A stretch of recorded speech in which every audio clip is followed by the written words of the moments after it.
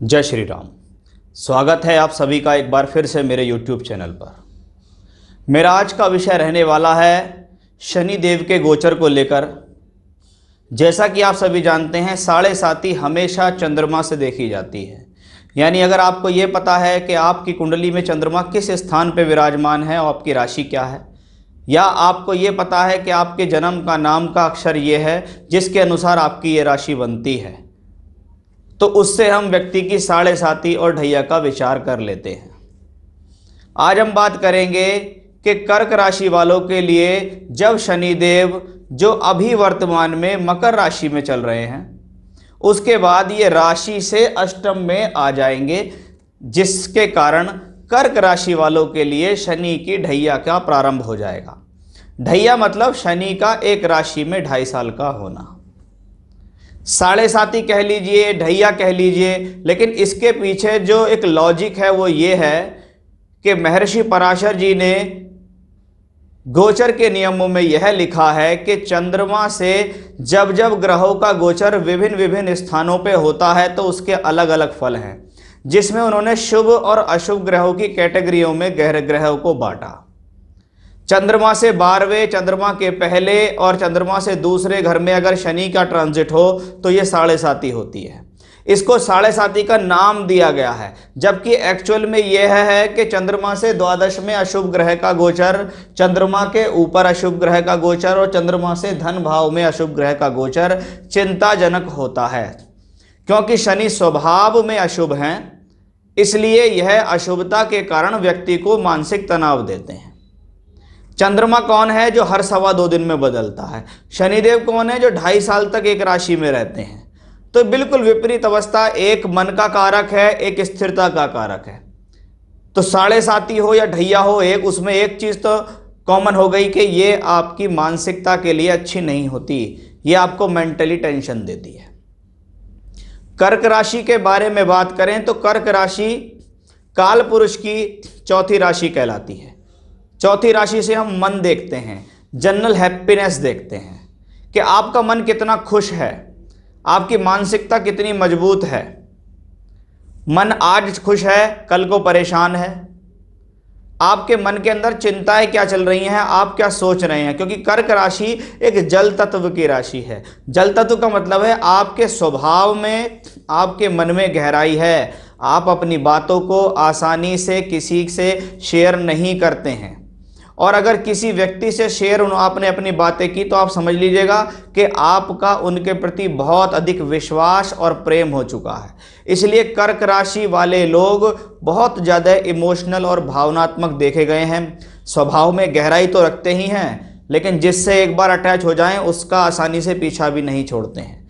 चाहे इसको आप लव लाइफ में कह लीजिए, चाहे इसको आप नॉर्मल लाइफ में कह लीजिए। तो सबसे पहले तो आप ये देखिएगा कि चंद्रमा जैसा ग्रह यानी कर्क राशि के जो मालिक हैं, एक तो वो चलायमान प्लेनेट है, ऊपर से आपकी राशि बहुत अधिक डीप सोचने वाली है। अब ऐसे एक ग्रह से वर्तमान में सप्तम में एक अशुभ ग्रह का गोचर चल रहा है, जिसका नाम शनिदेव है। ये 2.5 वर्ष तक इसी राशि में रहेंगे। राशि से सप्तम में अगर कोई अशुभ ग्रह आता है तो व्यक्ति को अपनी मान सम्मान को लेकर चिंताएं होती हैं, क्योंकि यहाँ सप्तम भाव से पति पत्नी का विचार, साझेदार का विचार, पद प्राप्ति का विचार, सामाजिक स्थिति का विचार किया जाता है। पराशर जी ने कहा, राशि से सप्तम में अगर अशुभ ग्रह आए या राशि से सप्तम में शनि हो तो व्यक्ति को मान सम्मान की चिंता होती है। शनि आजकल स्वराशि के अंदर हैं, तो बहुत लोगों की शादियां शनिदेव ने कराई, पार्टनरशिप के काम शनिदेव ने कराए, क्योंकि सप्तम भाव जीवन साथी के साथ साथ आपके जीवन में लाइफ पार्टनर का भी कहलाता है। लेकिन क्योंकि यह ग्रह स्वभाव में अशुभता रखते हैं, इसलिए जिन जिन लोगों के विवाह हुए हैं या जिनके पार्टनरशिप के साथ कोई काम चल रहे हैं, उनके मन में एक विशेष प्रकार की चिंता आई है कि ये जो रिलेशनशिप्स है या ये जो काम हम शुरू कर रहे हैं ठीक है या नहीं है, क्योंकि ग्रह स्वभाव में अशुभ है। वह स्वराशि का है तो आपके कार्य भी करा रहा है, लेकिन ग्रह दोनों तरीके के फल देगा। अगर आप ये समझते हैं आपका प्लेनेट उच्च का है और वो आपको अच्छे ही फल देगा तो आपकी गलतफहमी होगी। हर ग्रह जहाँ का मालिक है और जैसा उसका स्वभाव है वो वैसे फल देता है। तो शनिदेव यहाँ स्वराशि होने के भी फल देंगे, साथ ही साथ शनिदेव यहाँ अशुभ होने के भी फल देंगे। अशुभ का मतलब सीधा यह है कि ग्रह अन्य ग्रहों के मुकाबले आपसे ज़्यादा एफर्ट्स कराएगा। सिर्फ इतनी सी बात है, इसको आसानी से समझ ले तो अच्छा, नहीं तो दुनिया भर के ज्योतिषियों के पास इधर उधर भ्रमित होकर अपने आप को टेंशन दे। अब आपकी राशि का मालिक है चंद्रमा, चंद्रमा से सप्तम का है शनि, तो आपको इन सारी स्थितियों से लेगा। साथ ही साथ दृष्टियों का फल कि चंद्रमा से सप्तम में बैठा शनि अपनी तीसरी दृष्टि से नवम को दृष्टि देता है। तीसरी दृष्टि संघर्ष की दृष्टि, जिस भाव पे पड़ेगी उस भाव से संबंधित प्रॉब्लम आएगी। भाग्य को चमकाने के लिए एफर्ट्स हो रहे हैं, पिताजी के साथ संबंधों को चमकाने के लिए एफर्ट्स हो रहे हैं, पिता के साथ मतभेद आ जाता है, हायर एजुकेशन में प्रॉब्लम आ जाती है, व्यक्ति का संघर्ष चलता है। बहुत दिन से व्यक्ति चाह रहा है कि कोई प्रॉपर्टी या मकान बना लूं, और उसके लिए कुछ लोग सफल भी हुए हैं क्योंकि उनकी कुंडली में ऐसे योग आ गए, क्योंकि ये तो गोचर है, ये तो 30% से ज़्यादा परिणाम दे ही नहीं सकता। अब ये शनिदेव अभी तो मकर में है, लेकिन अप्रैल के महीने में लगभग 28-29 अप्रैल 2022 में शनिदेव का ट्रांजिट यहां से हटके कुंभ राशि में आएगा। इसको शास्त्रीय और व्यवहारिक दोनों ज्योतिष से हम देखेंगे। कहते हैं चंद्रमा से जब जब चौथे और अष्टम में कोई ग्रह आए, स्वभाव से अशुभ हो या उसको हम शनि के नाम से ले लें, तो यह शनि की ढैया कहलाती है। चंद्रमा से चौथा आ जाए या चंद्रमा से अष्टम में शनि का आना शनि की ढैया है। ये 2.5 वर्ष तक अपने शुभ अशुभ परिणाम आपको देगा। तो यहां मैं दोनों तरीके के ज्योतिष शास्त्रीय और व्यवहारिक दोनों के बारे में बात करूंगा। सबसे पहले हम बात करेंगे चंद्रमा से अष्टम में अगर अशुभ ग्रह का गोचर हो तो यह मानसिक चिंताएं देता है। वो इसलिए है कि अष्टम भाव में बैठा हुआ कोई भी प्लेनेट अगर वो स्वभाव में अशुभ है तो गोपनीय चिंता देगा, हेल्थ इश्यूज देगा, अड़चने देगा, किसी भी काम के प्रति घबराहट देगा। आप कोई भी काम करने जा रहे हैं लेकिन आपके मन में उस चीज़ को लेकर चिंता हो रही है कि अब पता नहीं क्या होने वाला है, मेरा ये काम ठीक होगा या नहीं होगा, क्योंकि चंद्रमा मन का मालिक है। शास्त्र कहता है चंद्रमा मन सो जात, इसीलिए चंद्रमा को प्राथमिकता दी गई है गोचर से देखने के लिए। चंद्रमा से ही आपका नक्षत्र डिसाइड है, चंद्रमा से ही आपकी दशा डिसाइड है जन्म के समय की, चंद्रमा से मानसिकता डिसाइड है। अब चंद्रमा से अष्टम में आया शनि, यानी पहली बात स्वभाव में अशुभ है, मानसिक चिंताएं, अड़चने, परेशानी, दुविधाएं अवश्य देगा। दूसरी बात, चंद्रमा से अष्टम में आया हुआ शनि स्वराशि का है, इसलिए 8th हाउस से रिलेटेड अच्छे कॉम्बिनेशंस क्या दे सकता है? अष्टम भाव साधना का।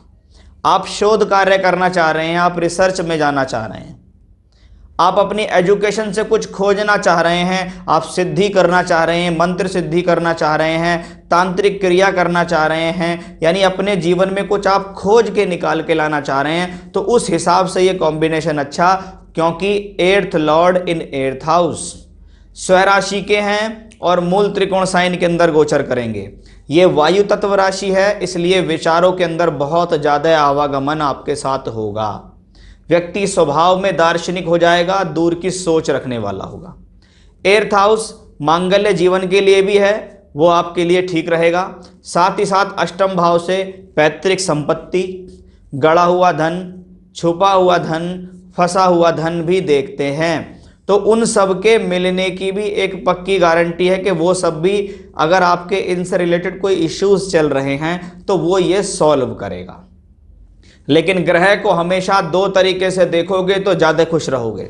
पहला, ग्रह का स्वभाव कैसा है, दूसरा ग्रह कहाँ किस राशि में बैठा है। आप शनि के स्वभाव की बात करोगे तो शनि का स्वभाव एक स्ट्रिक्ट टीचर की तरह है। ये वो स्ट्रिक्ट टीचर है जिसके हाथ में डंडी है और ये बिना डंडी मारे आपको पढ़ा नहीं सकता, समझा नहीं सकता। आपको जब तक ये परिधि में खरा नहीं उतार लेगा तब तक ये आपको नहीं छोड़ेगा। इसलिए शनि की दशा में या 7.5 में लोग बाग पहले के मुकाबले ज़्यादा निखर जाते हैं। भले उनके जीवन में कष्ट होता है लेकिन ज़्यादा निखर जाते हैं। अब वो प्लेनेट स्वराशि में है, इसलिए वो अपने स्वराशि के भी परिणाम देगा, अपने स्वभाव में नेचुरल अशुभ होने के भी देगा। तो चंद्रमा से अष्टम का शनि दोनों तरीके के परिणाम दे रहा है, जिसके बारे में मैंने आपको बताया। अब इस शनि की दृष्टि के बारे में भी हम बात करेंगे कि शनि की तीसरी दृष्टि जब दशम भाव पर पड़ रही हो तो कहते हैं प्रोफेशन के लिए स्ट्रगल होना शुरू होने वाला है। क्यों? शनि की तीसरी दृष्टि संघर्ष की दृष्टि। दृष्टियां कहां से निकलती हैं? काल पुरुष की कुंडली से। आप थोड़ी देर के लिए मान लीजिए कि ये मेष लगन है, तो यहां पे शनि को बिठाओ तो तीसरी दृष्टि साहस के भाव पर आ रही है। इसका मतलब है शनि जिस भाव पे दृष्टि देते हैं उस भाव से संबंधित साहस उत्पन्न कर रहे हैं, एफर्ट्स करा रहे हैं, और वो एफर्ट्स कर्म के लिए है कि शनि ने कहा मैं कर्म से एकादश भाव में स्वराशि होकर बैठा हूं, आप कर्म करो, आपका लाभ बिल्कुल रेडी है। लेकिन वो लाभ विदाउट एफर्ट्स नहीं मिलेगा। शनि की तीसरी दृष्टि कर्म भाव पे है, कर्म के लिए संघर्ष होगा। संघर्ष उत्पन्न होने से आपकी प्रतिभाएं निखरेंगी, उस प्रतिभा निखरने से आप सामाजिक रूप से अच्छे हो जाएंगे, कार्य क्षेत्र में बेहतर हो जाएंगे और अपने कार्य क्षेत्र में मजबूत होकर तरक्की प्रदान होगी। वहीं शनि का संबंध धन भाव से भी बनता है, इसलिए सोर्स ऑफ इनकम बनेगी। वाणी के द्वारा पैसा मिलेगा, बोलचाल के माध्यम से पैसा मिलेगा, फाइनेंस के कार्यों से पैसा मिलेगा, ब्याज से, बट्टे से ऐसे लोग पैसा कमा लेते हैं। शनि की दृष्टि जब पंचम भाव पर पड़ने लग जाए, जहां पर मंगल की राशि हो, तो यह शिक्षा तो कराती है, शिक्षा को पूर्ण भी कराएगी, शिक्षा को शोध में चेंज कर देगी, किसी प्रकार का नया ट्रैक आपको शिक्षा में मिलेगा। लेकिन प्लेनेट 8th हाउस से दृष्टि दे रहा है, इसलिए आसान नहीं होगा। वो प्लेनेट कहता है कि मैं 8th में हूँ, मैं लग्न से अष्टम में बैठ के दृष्टि दे रहा हूँ पंचम को, इसलिए आपके द्वारा की गई लापरवाही बहुत स्पीडली आपको नुकसान भी देगी। लव रिलेशन में इन्वॉल्व होके प्रॉब्लम देने का भी ये कॉम्बिनेशन है। ऐसे में व्यक्ति को लव रिलेशन अवश्य होते हैं, लेकिन वो सक्सेसफुल नहीं हो पाते हैं। उसमें किसी न किसी प्रकार की प्रॉब्लम, मानसिक चिंता, परेशानी और बदनामी के योग भी होंगे। तो उस चीज का विचार भी यहाँ शनि देव से ही किया जा रहा है, क्योंकि ग्रह जहाँ पे बैठा है, जिस राशि में बैठा है, जिस भाव में है और जहाँ जहाँ दृष्टि देता है उसके फल होंगे। तो दो तरीके से ग्रहों को समझना बहुत जरूरी है कि लग्न से यानी राशि से अष्टम में बैठा हुआ शनि कैसा है, वो किस राशि का है, क्या फल है और किस दृष्टि में जा रहा है, उसके बारे में मैंने आपको यहाँ बताया है कि कर्क राशि वालों घबराने की ज़रूरत नहीं है।